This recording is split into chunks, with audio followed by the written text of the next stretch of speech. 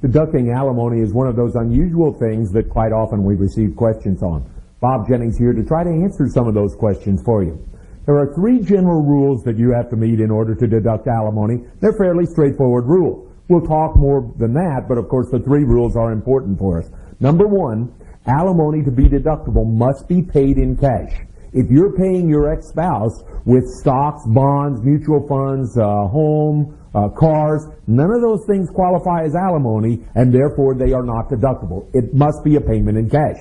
Number 2, you must be paying this amount under a written, formal divorce decree or written separation agreement. If you are voluntarily paying this amount, or if you voluntarily pay more than the amount written in the divorce decree, it's not a deductible alimony amount. So point 2, it has to be under a written divorce decree or separation agreement. Point number 3, the money has to be paid directly to your spouse or wherever your spouse may define.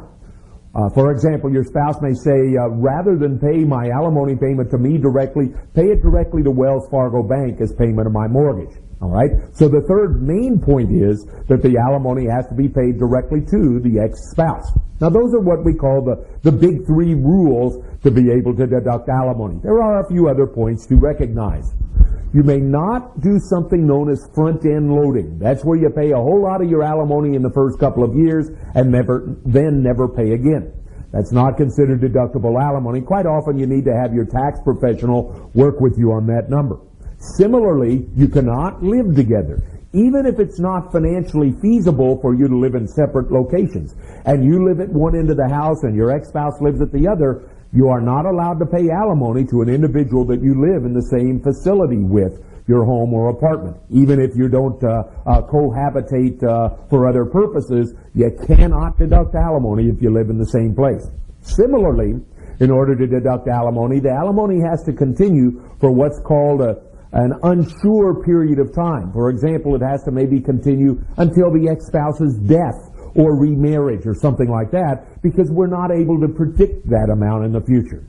So in summary, there's no real dollar limit on how much I can deduct as alimony. The alimony is deducted on the front of the return as long as A, it's paid in cash, B, it's paid directly to the ex-spouse, and C, under a written divorce order or separation agreement. And it has to continue for an indeterminable period of time, such as death, future remarriage, etc.